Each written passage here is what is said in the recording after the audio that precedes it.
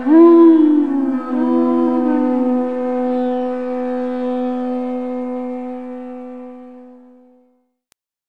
Namo Bhagavate Vasudevaya.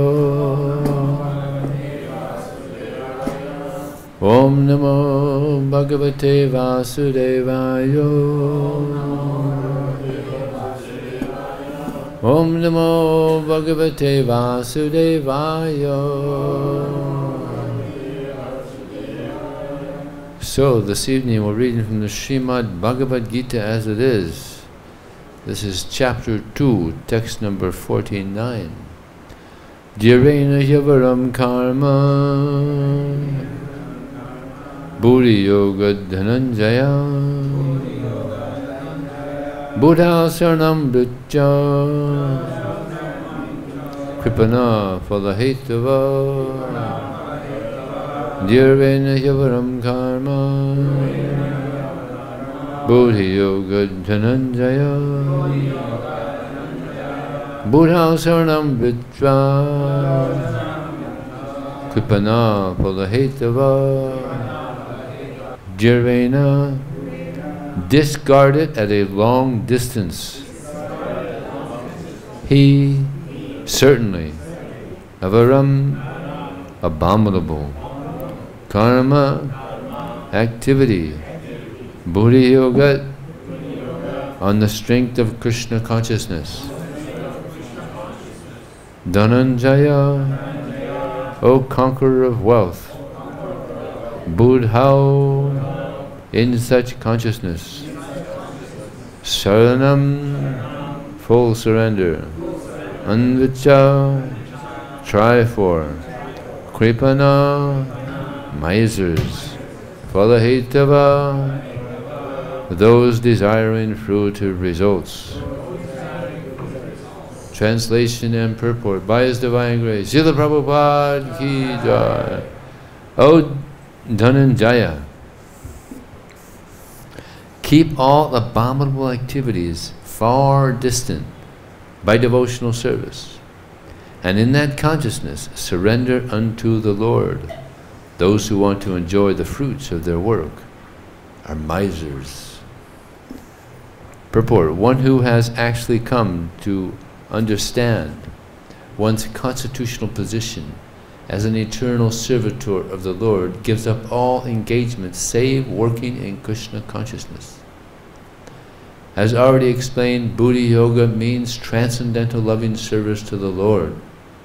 Such devotional service is the right course of action for the living entity.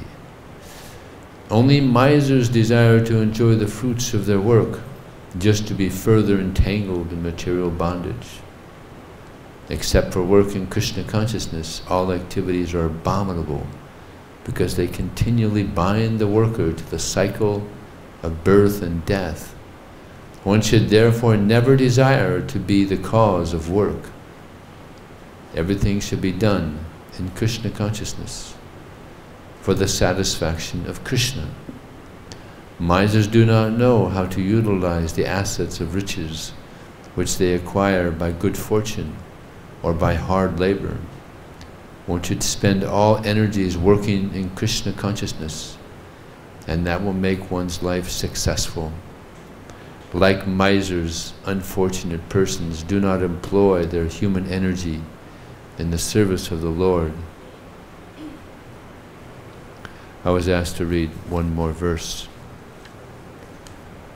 Buddhi-yukto yahatita ubhe sukrit duskrute tasma yogaya yujyasva yoga karmasu kausalam.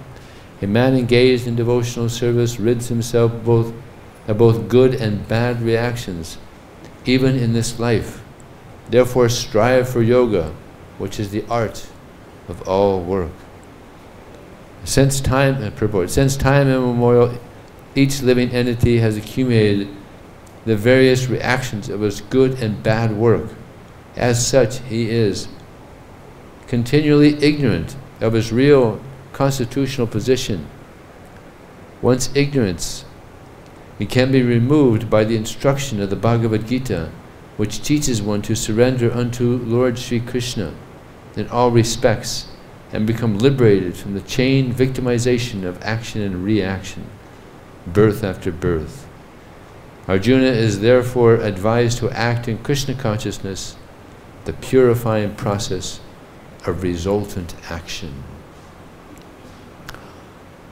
Om Jnana Timarandasya Jnananjana Salakaya Chakshrum Militam Jena Tasmai Sri Gurave Namaha Ukram Kotava Chalang Pungunlong Hayate Garim Yatkripa Taraham Bande Shigarum Dinadaranam Vanchikapatuyubhyascha Kripa Sindhubhyevacha Paditanam Pavanevyo Vaishnavevyo Namo Namaha Jai Shri Krishna Chaitanya Prabhu Nityananda Shri Advaita Gadadhar Srivasati Gaura Bhaktivinoda Hare Krishna Krishna Krishna Hare Hare Hare Ram Ram Ram Hare Hare. So we're very fortunate that we get to hear this good news given to us by Krishna. You know, every night all around the world, people hear the evening news, right? And it's all bad news, right? All bad news. And they have the morning news. It's all bad news. Yeah? But every morning, we have the good news of the Srimad Bhagavatam. It's all good news. And every evening we have the Bhagavad-Gita class. It's all good news. So we're very fortunate. This movement is a good news movement. And we're not interested in all the bad news going on around the world. And Prabhupada was speaking about this, and he said, there's so many newspapers, but my disciples, they don't read them. Why? Useless. You read the, it's always the same. One politician, did this to another politician. There was a natural disaster of this place, and this all the chewing the chew, same old stuff. And also, we're reading the Bhagavad-Gita over and over and over again, but it doesn't get old. People read the newspaper once and then in the trash, right? No one reads it again, right? It's all because it's all garbage.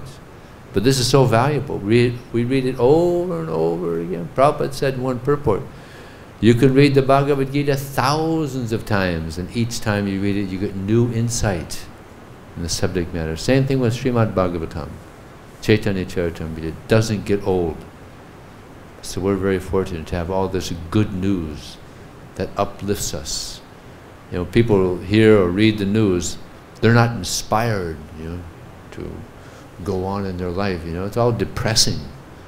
It's actually depressing. So we're fortunate to have this good news. Now what does Krishna say in this good news, these two good news verses here? He says,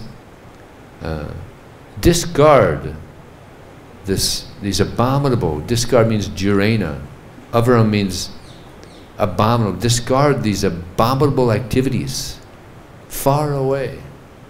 Now there's gross activities that are abominable, the four regular principles, no gambling, no intoxication, meeting, these are the most abominable activities. So Krishna is saying, discard it far away. Don't do these things because you become bound. You become bound to the material world. But then there's subtle activities also that are more difficult to get free of.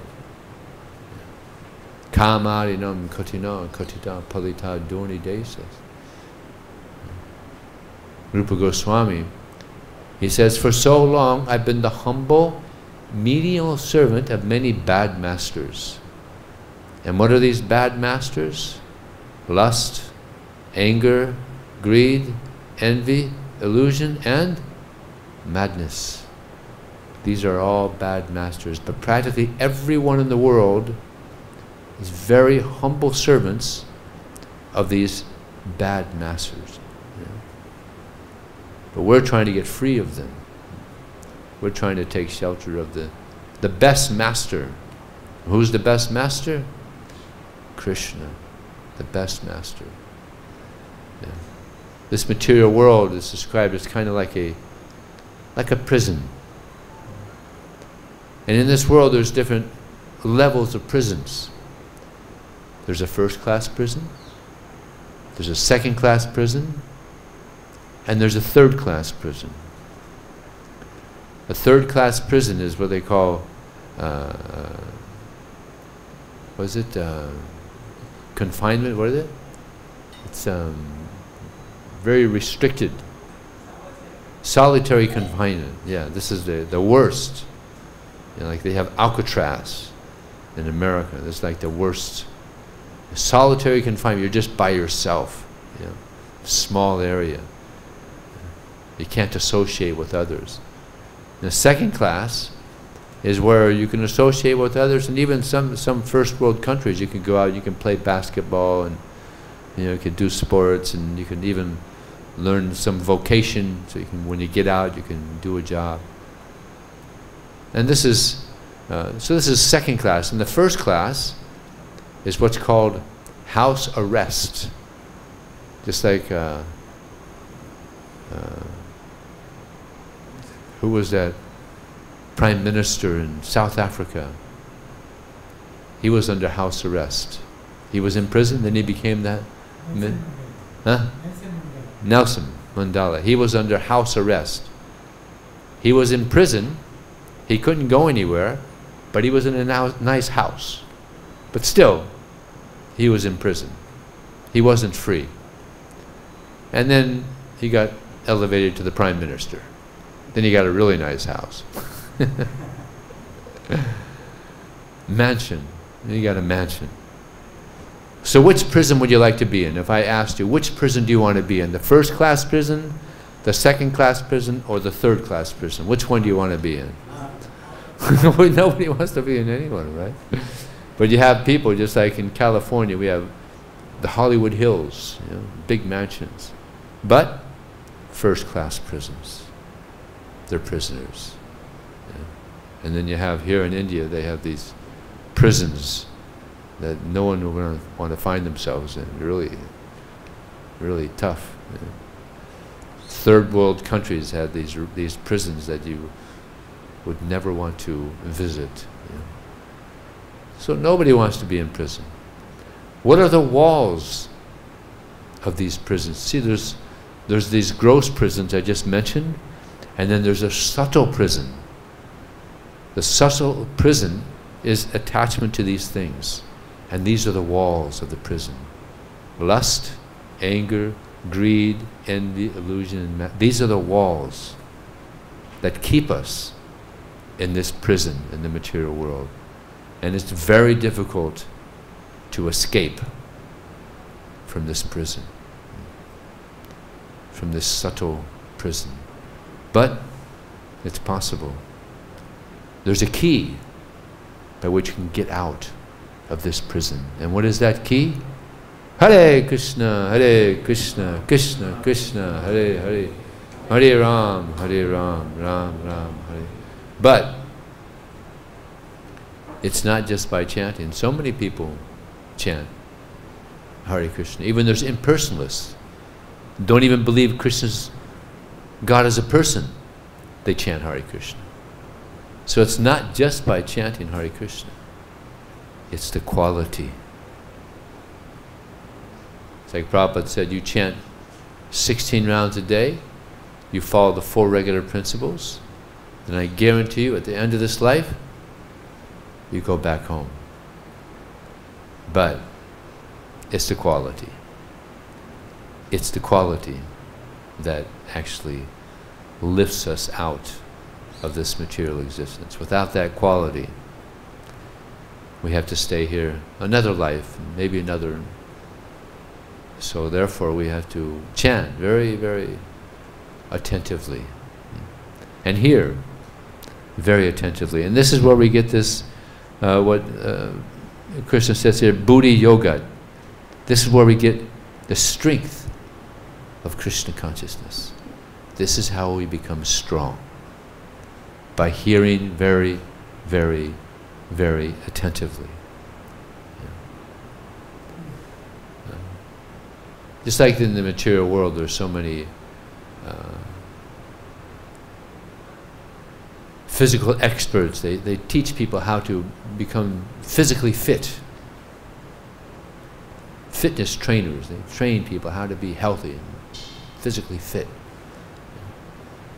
So if we want to be spiritually fit, we have to also go to someone who's spiritually fit. These physical fitness teachers, they're physically fit, they're good shape, so they can teach others. So we have to also go to people that are spiritually fit, that are strong, and then we also become strong. And Srila Prabhupada, he is probably the strongest that any of us have come in contact. So just by reading Prabhupada's books attentively, we become spiritually fit. We become very strong spiritually. So much so that when Maya comes, we're not interested. We're not interested. We just want to serve Krishna.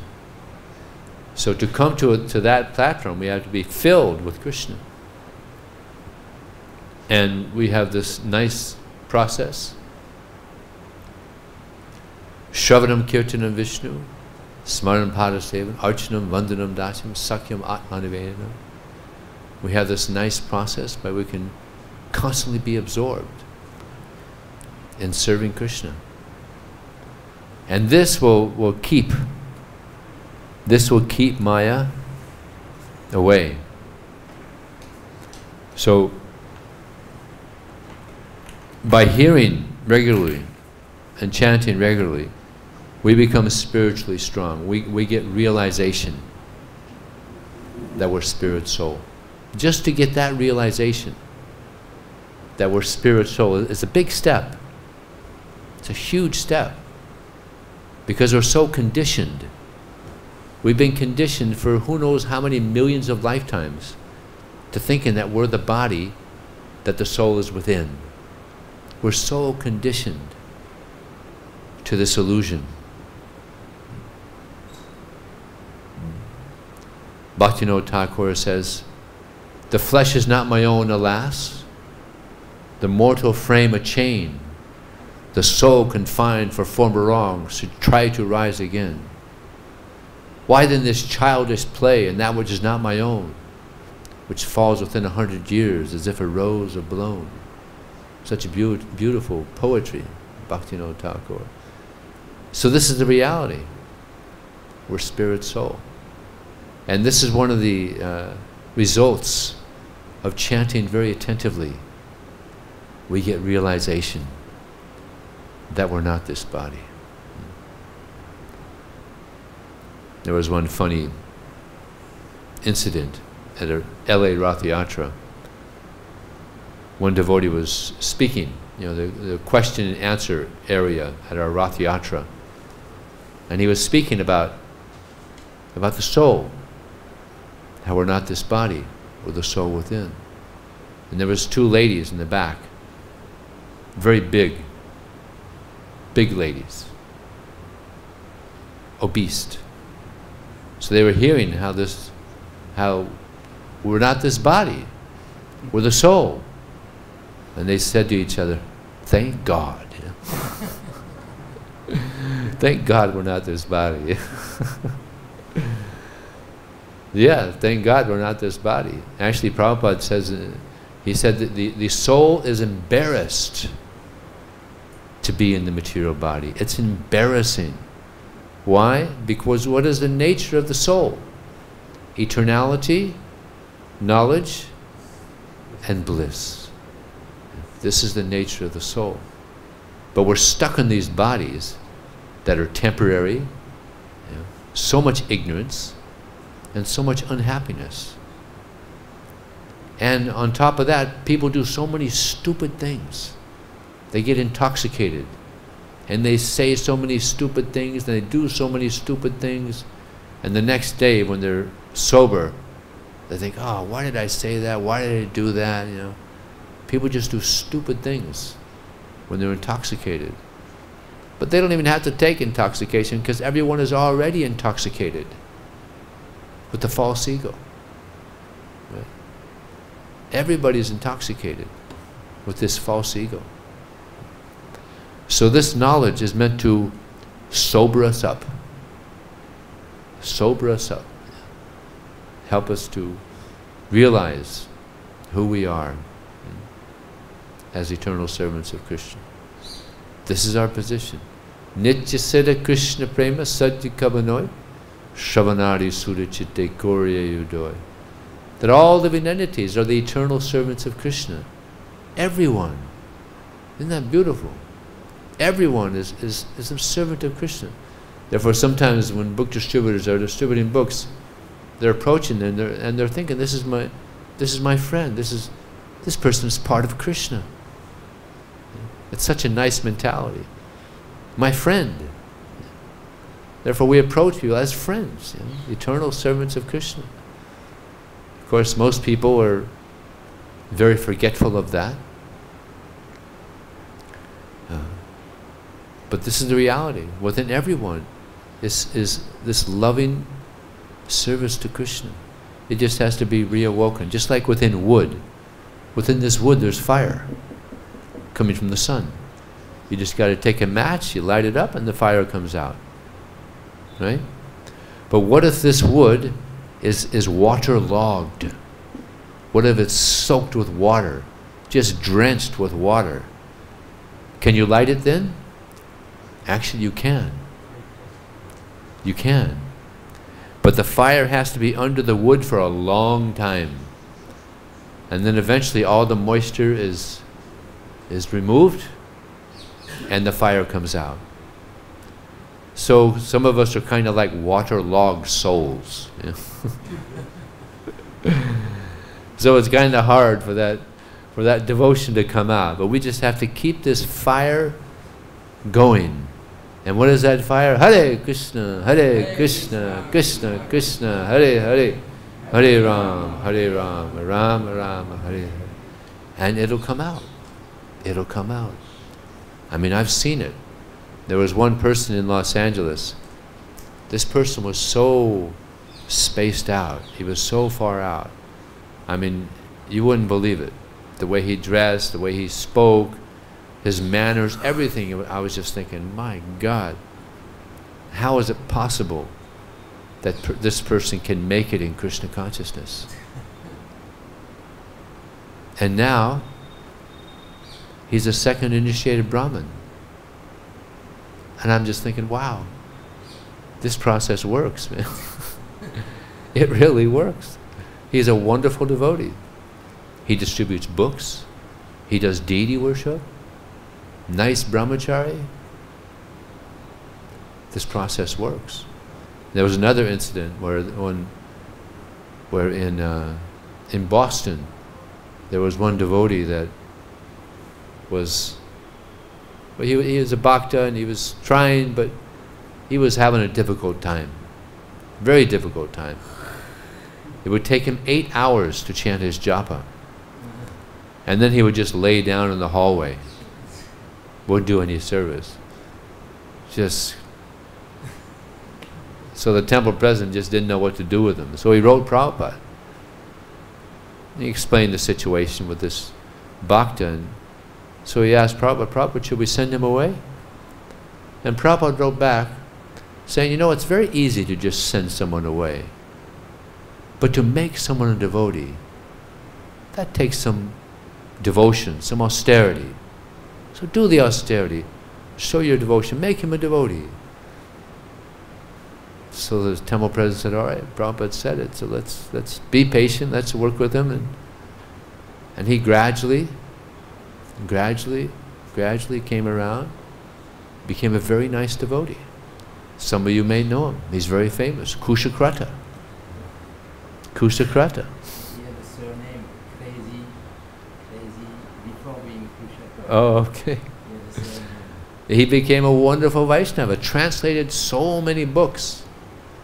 Knew Prabhupada's books inside and out. Wonderful, humble Vaishnava. This process works.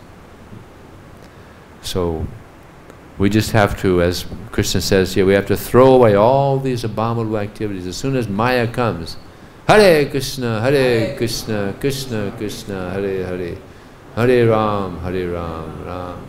This is our protection. Yeah. This is our protection from Maya. When Krishna was speaking to Uddhava, the Uddhava Gita, Krishna explained to Uddhava how to pray to him. So it's interesting, here you have the deity, Krishna, telling Uddhava how to pray to him as in the deity form in the temple. Prapadam paimami sha bitam mrityu gaharnavat. So this is how we should pray to Krishna. Please protect me, Krishna, who am trying to surrender unto you. I'm very fearful of this material existence, standing as I am in the mouth of death. This is how to pray to Krishna. Please protect me, Krishna, who am trying to surrender unto you. I'm very fearful of this material existence, standing as I am in the mouth of death. Padam padam yad vipadam natesham. This is a very dangerous place, the material world. Yeah. Just recently in one farm I visited in Australia, in the past year, 3 devotees have died, and they weren't elderly, they just passed away. There was one devotee, he just had this feeling he wasn't going to live much longer. And he told the devotee, you know, I think I'm going to die soon. And he didn't have any health problem or anything. Next day he left his body. Yeah. So, material world, it's a place of death. Mrityu loka. So therefore, Prabhupada told one devotee, he said, when you wake up in the morning, you should pray to Krishna. Krishna, please help me to take this Krishna consciousness very seriously, because I may die today, I may die tomorrow, I may die the next. We don't know. So therefore we have to take this very seriously. Prabhupada would use these 2 words, serious and sincere, quite a bit. Serious means genuine. Genuine desire. No material motivation. Just want to please Krishna. So we have to pray for that. Not easy. It's there. We have to pray for it. Let Krishna know, this is what I want. Whatever we're thinking of, that's what we want. Right? That's what we're attached to. Whatever we're thinking of, that's what we're attached to. Otherwise we wouldn't think of it. Right? So we have to pray to Krishna, please Krishna, help me to think of you. Therefore he says, Manmana bhavam bhakto majaji manmana mami vaisati satyam te pratijane priya. Always think of me, become my devotee, worship me and offer your homage unto me. Thou shalt come to me without fail. I promise you this because you're my very dear friend. So we have to think of Krishna somehow. We have this nice process of chanting and hearing Prabhupada's book. So the more we hear, the more we're going to remember the philosophy. The more we chant the holy names, the more we're going to also, just like I'm sure you've all had the experience, you're just walking down the street and the mantra just comes in your mind. Isn't it? Yeah? Yes? Yeah? Yeah, it happens. You're doing it so much, you're doing 2 hours a day. And that's the idea. It's meant to create a momentum. Not that we chant our 16 rounds and that's it. That's the rest of Krishna for the rest of the day. No more Krishna. Prabhupada was imitating this mentality. He finished his 16 rounds, he put his beads down, and then he said, there, 16 rounds done, now I could do any damn thing. Criticizing this mentality that, I've done my time for Krishna, now let me do what I want to do. No, it's meant to create a momentum. It should actually, Prabhupada said that, why 16? Just like we heard this morning. Why not 16,000? This is minimum. Actually, this is meant to create a desire for us to chant more. I remember when I first joined the temple, I was already doing one type of meditation.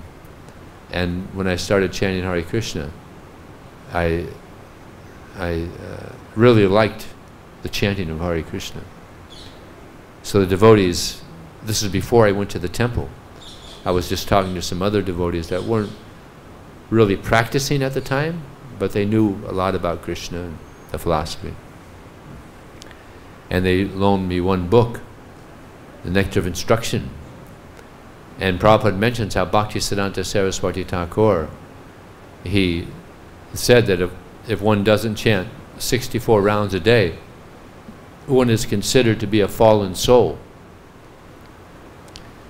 And in my innocence, I was thinking, God, I don't want to be a fallen soul. So I started chanting 64 rounds. Yeah. But I was still working, so I couldn't do that. So I brought it down to 32. So I was chanting 32 every day. And it was nice, because Krishna was giving me some, in the beginning, Krishna gives some special mercy. So I was getting that, we all probably got that mercy in the beginning, you start out the chanting. So I was chanting 32 rounds a day, and then I went to the temple, and I was chanting 32 rounds a day. And they were surprised, wow, 32.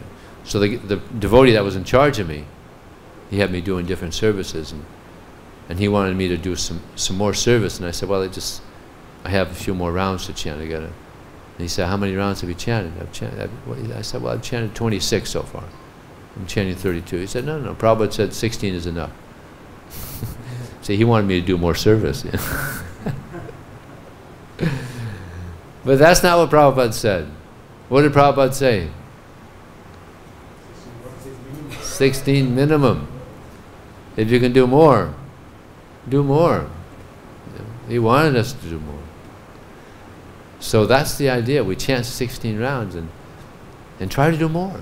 There's many devotees actually now that they're chanting 64 rounds a day. 32, 64. So it's not impossible. Of course now, we're young, so some of us, so we can still use our energy to preach. As long as we have this youthful energy, we should use that youthful energy to preach. Prabhupada was even using his elderly energy to preach. He was distributing books in New Delhi, in weather like this.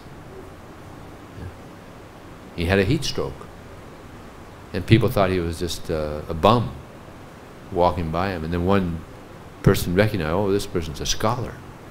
Picked him up and took him to the doctor, and the doctor told him you have to stay out of the heat. But this was Prabhupada's determination, even in this deadly heat. He was distributing books for us, for the conditioned souls. So if Prabhupada's given his youthful, his elderly energy, we can give our youthful energy for Krishna. So, Prabhupada mentions here in the purport that one should spend all energies working in Krishna consciousness, and that will make one's life successful. Like misers, unfortunate persons do not employ their human energy in the service of the Lord.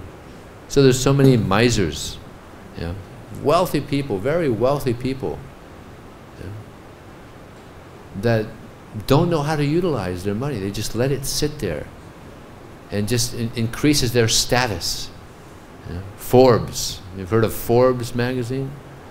This is the Millionaires magazine.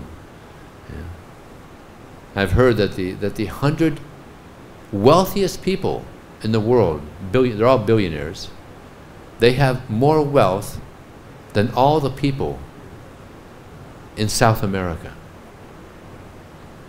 And they're just hoarding it.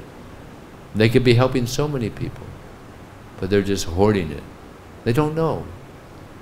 Krishna says in the Bhagavad-Gita, the conditioned souls, they don't know what to do. They don't know what not to do. They don't know what is to be feared, what is not to be feared, what is liberating, what is binding.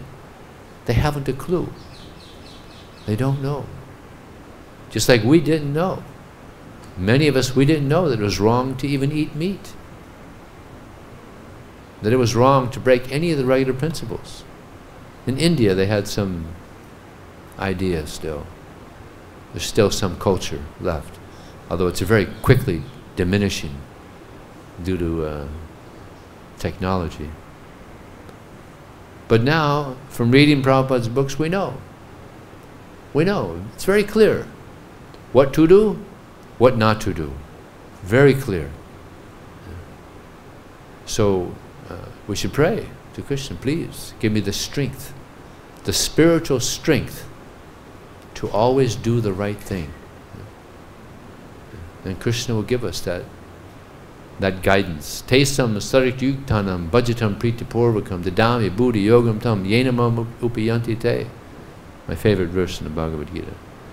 To those who are constantly devoted to me and worship me with love, I give them the intelligence by which they can come to me. So Krishna is known as Diyampati. Diyampati means the Lord of intelligence. Diyampati. So we pray to Diyampati, Krishna, please, give me the intelligence by which I can go back to you. By which I can help others also go back to you. It's not easy.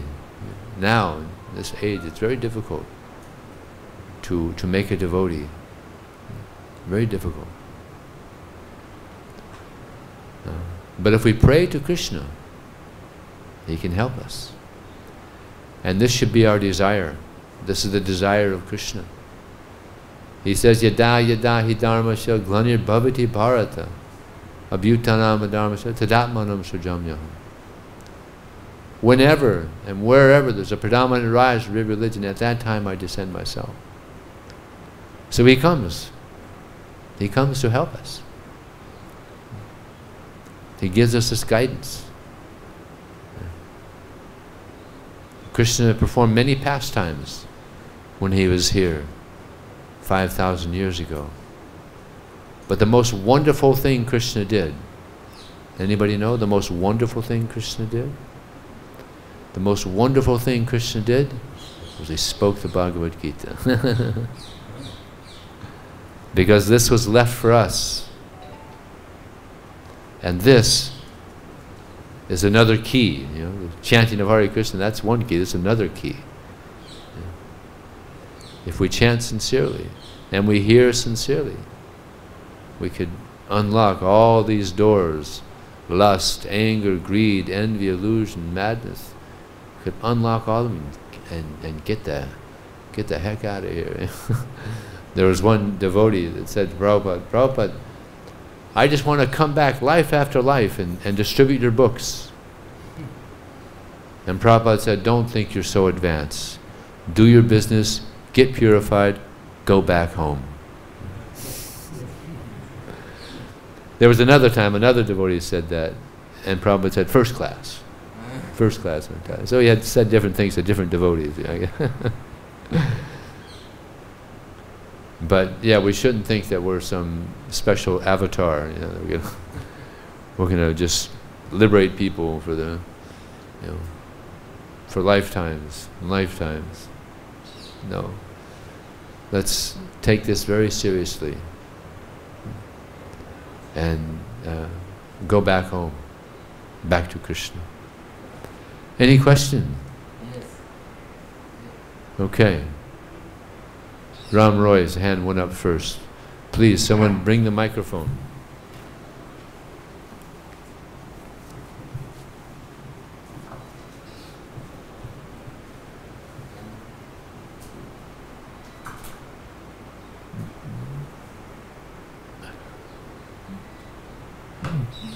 Process of giving Krishna consciousness to others, qualitatively and especially quantitatively, is stressed very much by our Prabhupada Rishi Bhakti Saraswati as the means to, using the language of has to unlock the key.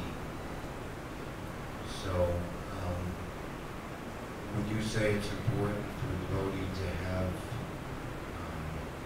quantitative preaching goal that let me give more people Krishna consciousness, more. Not enough, I have to do more. Just keep. Yeah. Actually, Vaisheshika Prabhu, he sets goals all the time with his ISKCON of Silicon Valley. And now they're the #2 temple in America. And there's not one devotee that lives in the temple. It's all grihastas. This is a precedent. It's never happened before, unheard of. That's such a big result, book distribution, just from householders. Unprecedented. And he sets goals all the time. I'll give you an example. There was 6 years ago in America, we were giving $700,000 to the BBT for printing more books, which is not very much. It's very little. It's bare minimum. So we needed more. So he made a proposal to the North American GBC and temple presidents. Let's set a goal, 20% increase this year. And Bhari Narayana Maharaj, he was the one who would he would call the temples to make sure they're doing their 20%. So he was pushing. So they did it. 20%. Next year they did 20% increase again. The next year 10%. The next year 10%. The next year 10%. So they're doing that every year now, 10%. So last year they gave $2,100,000 in remittances to the BBT. That's triple from the 6 years earlier when they started the goal setting. Triple. That means the book distribution also tripled. And Prabhupada set a goal for himself. Anybody know? Prabhupada set a goal for himself when the movement started. 108 temples. That was his goal. And therefore, he sent devotees all over the world. And he did it. He did it. And he set goals for devotees. He set goals for his disciples. Who knows? There's 2 goals that I know of. Devotees would tell Prabhupada after they had a big marathon or a big year, and Prabhupada, they would be thinking, oh, Prabhupada's going to be so pleased. And what would he say? Double it. Double it. So he would set goals, now double it. Like, oh my God, we did so good. All right, now Prabhupada wants us to double it. And they would. They would double it. And another goal that he set, which is like astounding, which was unbelievable, was those 17 volumes, Chaitanya Charitamrita. He wanted them done in 2 months. 2 months, and they just, Rameshwar and party, they just thought it's impossible. But Prabhupada said, this is what I want. All right, this is what Prabhupada wants, we're going to do it. They went on a full-on marathon, and they did it. So goal setting is very good. I set goals also. Every day I go out with a goal to distribute. So yeah, goal setting is very good. Because you let Krishna know, this is what I want to do for you, Krishna. And if you're sincerely trying to do it, then Krishna helps. I remember one time I went to a university to distribute books, and when I got there, I found out that school was closed. It was closed. Some holiday or something I wasn't aware of. So I thought, anyway, let me just try. Wasn't very many people. It was a school with 30,000 students, but none of them were there. But some people would come by, and a few people come by. And I usually try to do 20 Bhagavad-Gitas a day. So I did 20 Bhagavad-Gitas in the same time I usually do, even with all the students there. So I had this desire to do these 20 Gitas, and Krishna just kept on sending people to take a Gita, and I was like, wow, it's amazing. The school is off. The school is out. And still Krishna allowed 20 Gitas to go out. So, yes, goal setting is very good. Let Krishna know, this is what I want to do for you, Krishna. And if we sincerely want to do that for Krishna, he makes all kinds of arrangements. Mystically, when you go on book distribution, you experience the mystic abilities of Krishna. Yatra Yogeshvara Krishna, he's the master of all mystics. And you experience that on book distribution. Yes, Ram Roy Prabhu. Share a story, so Yeah, let's hear it. relates to mystic potency Yeah. and the amazing exponential growth of Krishna consciousness coming from a surrendered pure devotee like Srila Prabhupada. So Prabhupada came back here to India in triumph in 1970, 71 with his Western disciples, and he was heralded as a great hero and saint. So he came back to Calcutta, his hometown, and he met one old friend from his youth, very friendly, and he was telling Prabhupada about the current happenings in Calcutta City, and there seemed to be a yogi who was causing a sensation. He could reach behind someone's ear and produce an apple out of nowhere. So Prabhupada, playing along with his friends, said, that's wonderful. Beautiful, very good. Just like I went to America with no money, a bag of cereal, a trunk of my Bhagavatams, a pair of cartels. I sat down under a tree in New York and started chanting Hare Krishna. And some very nice boys and girls came and joined me and wanted to chant Hare Krishna. And they wanted to hear about Krishna, so we started a center. It was very successful. And then some of those boys and girls said, we should have one in San Francisco, and then London. And then in just the last 2 years, we have over 54 centers. And in each of those centers, we have so many apples. Srila Prabhupada ki jai.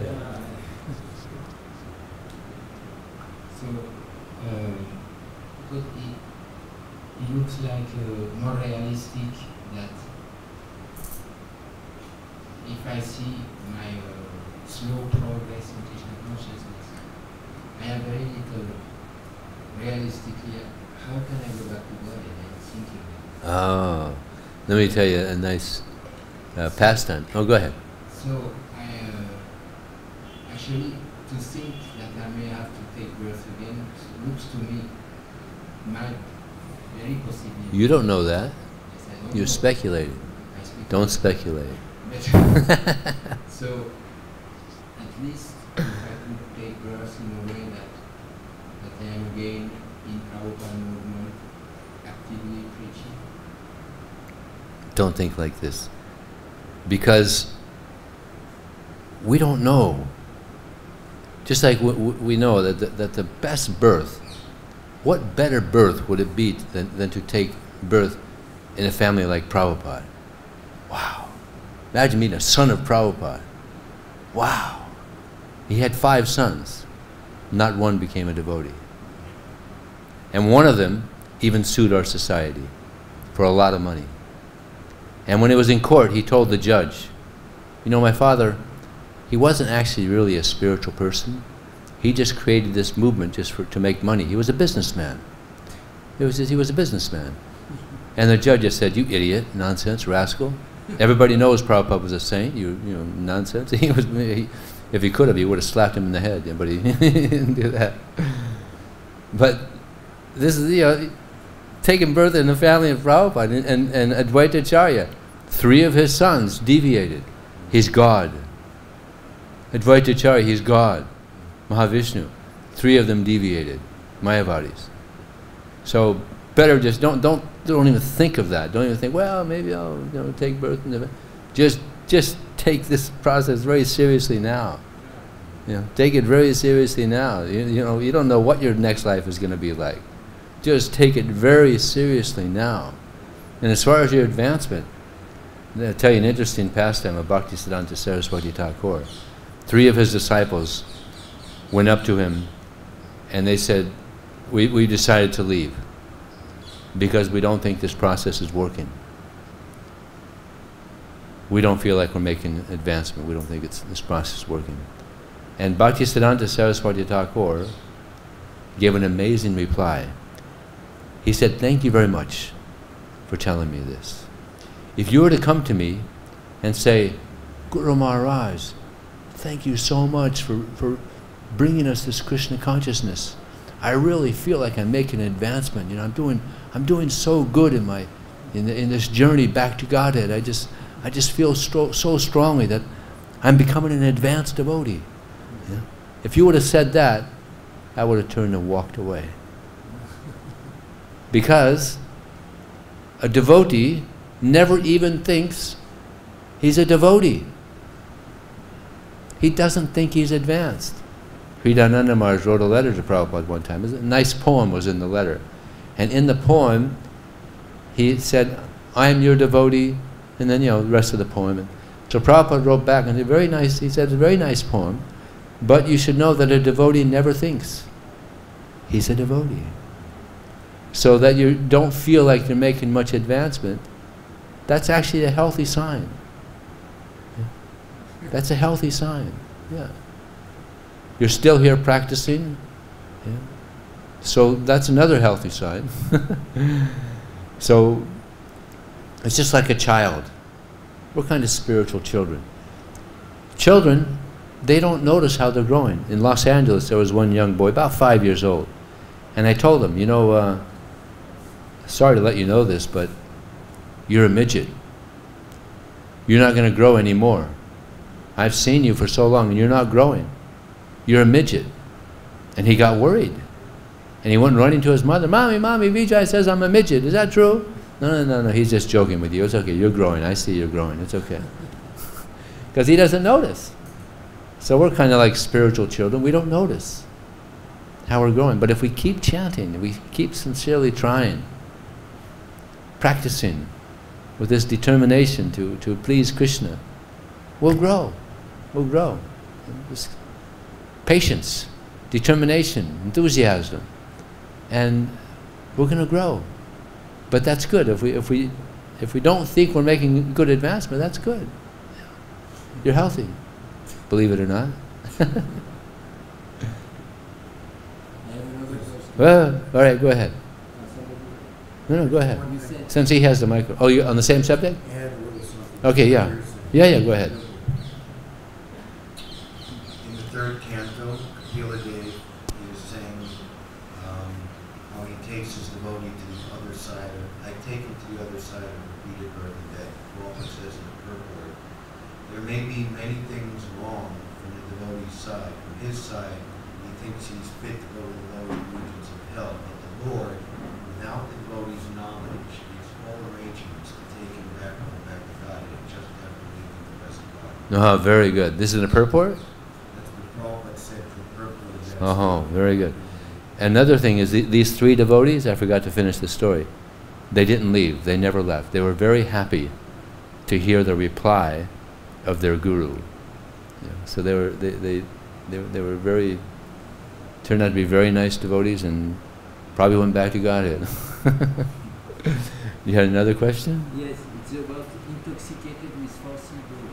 Uh-huh. So I heard many times this point. So it is interesting. There is one of the quality of a pure devotee that he is apramata. It is in the list of 26 quality. He is not crazy. Uh-huh. Apramata. Yeah. Pramata means crazy. Yeah.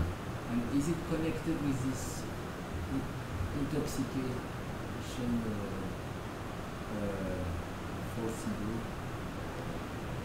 Well, yeah, this is false ego. One becomes intoxicated, you know, thinking that he's this body and he has these designations, and you know, it's an intoxication. It's a type of subtle intoxication, and it's madness. Yeah, It's madness. You think you're this body. If we think we're this body, that's false ego, false understanding, false identity. It's madness. Just like I was in Miami airport one time, and I hear this person screaming, "Let go of me! Let go of me! Don't you know I'm the President of the United States?" And 5 policemen are carrying him away. To jail, probably. Madman, right? So, what's the difference? What's the difference if we're thinking that we're the president, or we're thinking that we're American, or Chinese, or French? We're not American. We're not Chinese, or European, or Spanish, or Indian. We're not. This is madness. We're the soul within. So, this process is meant to wake us up from this false identity and bring us to the real identity. Krishna Das, servants of Krishna. Okay? Okay, thank you very much. Srila Prabhupada ki jai.